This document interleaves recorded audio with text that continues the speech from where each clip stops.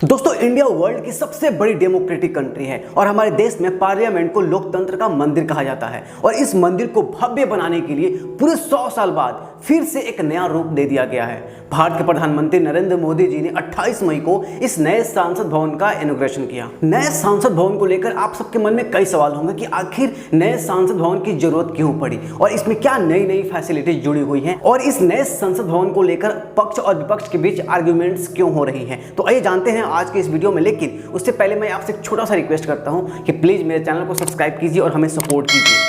दोस्तों, नए संसद भवन को सेंट्रल विस्टा प्रोजेक्ट के तहत बनाया गया है और इस पूरे प्रोजेक्ट में करीब 20,000 करोड़ रुपए खर्च हुए हैं। दरअसल सेंट्रल विस्टा राजपथ के दोनों तरफ के इलाके को कहते हैं, जिसमें राष्ट्रपति भवन से लेकर इंडिया गेट तक का इलाका शामिल है। सेंट्रल विस्टा के तहत राष्ट्रपति भवन, सांसद, नॉर्थ ब्लॉक, साउथ ब्लॉक और उपराष्ट्रपति का घर भी आता है। ये जो संसद भवन है ये 100 साल पुराना है।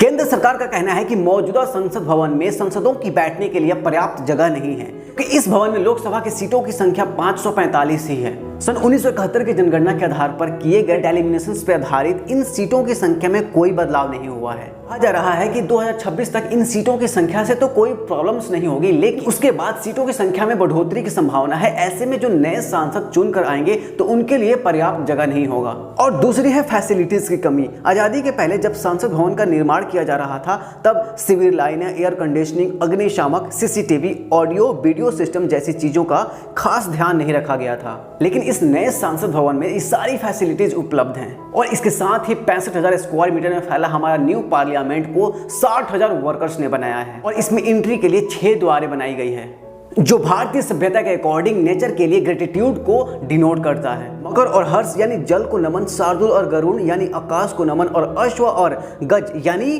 थल को नमन। नए पार्लियामेंट में लोकसभा का चैम्बर पुराने पार्लियामेंट से 2 गुना बड़ा है और यह हमारे नेशनल बर्ड पीकॉक से इंस्पायर्ड है। नया राज्यसभा भी 1.5 गुना बड़ा है जो हमारे नेशनल फ्लावर लोटस से इंस्पायर्ड है और दोनों हाउसेज में अल्ट्रा मॉडर्न डिजिटल इक्विपमेंट है जिससे हाउस की प्रोसीडिंग को अलग अलग भाषाओं में सुना जा सकता है। और हमारा न्यू पार्लियामेंट पूरी तरह से पेपरलेस है। इसके एक पार्ट में लोकसभा तो दूसरे में राज्यसभा और बीच में कॉन्स्टिट्यूशन रूम बनाया गया है। पुराने संसद भवन को ब्रिटिश वास्तुकार सर एडविन लुटियंस और हर्बर्ट बेकर ने काउंसलिंग हाउस के रूप में डिजाइन किया था।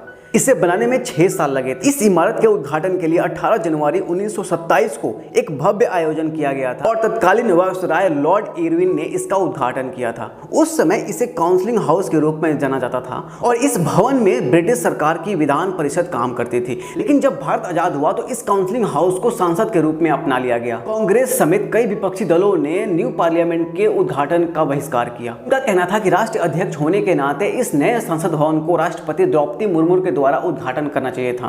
दोस्तों, आई होप कि आपको ये वीडियो अच्छी लगी हो तो वीडियो को लाइक और चैनल को सब्सक्राइब जरूर करें। फिर मिलते हैं आपसे नेक्स्ट वीडियो में।